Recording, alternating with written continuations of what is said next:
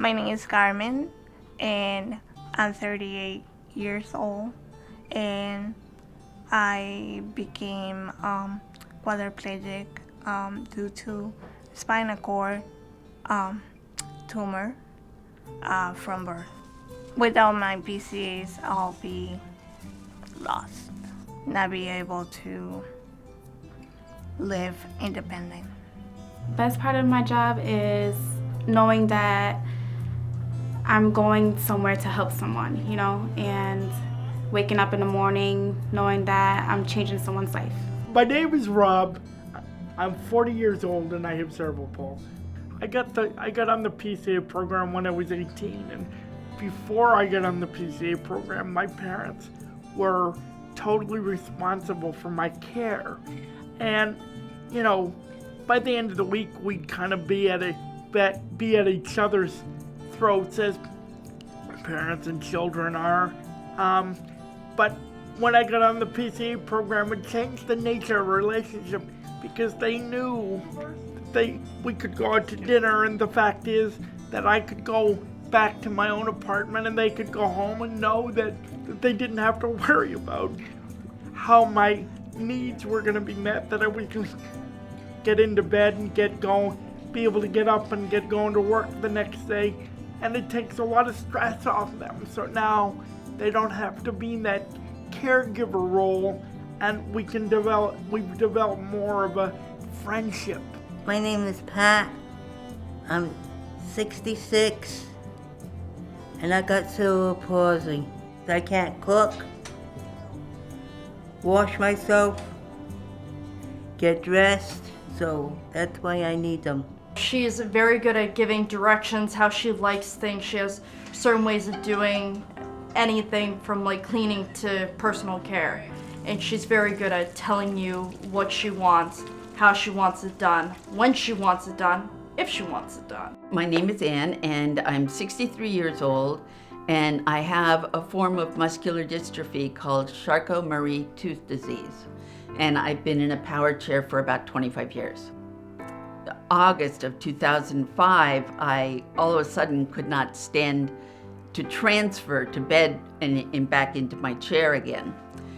And I didn't know what to do. And as far as I knew, and as my doctors told me, the only choice was a nursing home. I had feared going into a nursing home all my adult life. The loss of privacy, sharing a room, personal care, the food, that kind of thing. A friend put me in touch with Boston Center for Independent Living. They told me, you could live in the community, you could have your own home again, you could hire your own people to help you and manage the physical things. Finally, I felt sort of empowered again that I could do this, to get out. Ann is wonderful. The minute I met her, I felt a bond. I felt that we were going to get along, being of the same age. And as I got to know her, we've got a lot in common. We have the same beliefs on people with disabilities and how they should be treated. And she's kind and she's friendly and she's honest and she's patient, which is one of the most important things. She's very patient with me because I'm still in the learning process. I work for the Boston Center for Independent Living, and I would not be here working for BCIL if I did not have PCAs that were reliable and able to come and get me up in the morning and get me going. Being a PCA is a tough job because you have to be able to care for someone, but at the same time, you need to let the person be independent. Each person is really very individual and needs very individualized care that only that person can direct, can tell you, this hurts, that doesn't work for me, whatever. and to listen, because the person knows themselves the best, obviously. My name is Eddie. I'm 16 years old. I was born with a rare muscular disease called arthrogryposis. I think that's how you say it. In my case, my sister is my PCA. She helps me brush my teeth, take showers, transfers me into my bed, helps me get dressed, all that stuff.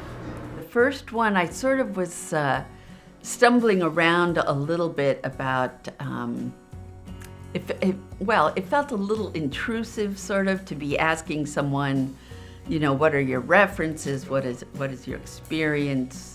Do you know how to use a Hoyer lift? Are you willing to take instruction from me? Are you, you realize that this will include a lot of household tasks of like cleaning and dishes, cooking, changing the bed, that sort of thing.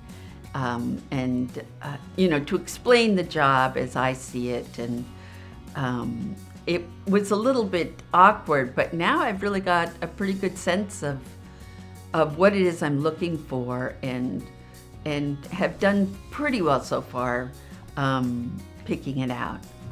The first thing that I asked if they had experience working as a PCA. Also, I let them know that I'm the boss and they are not hired by the agency, that they are hired by me. When I first started with this program, I had PCAs, and they thought that I wasn't their boss, but I am. I need to know in advance if they're not going to be here. I need to know if they're feeling ill, as soon as possible, so I can try to find someone else. But really, all the PCAs I've had have been wonderful women, and I really enjoy knowing them and sharing my life with them. They're what make my life possible, and I am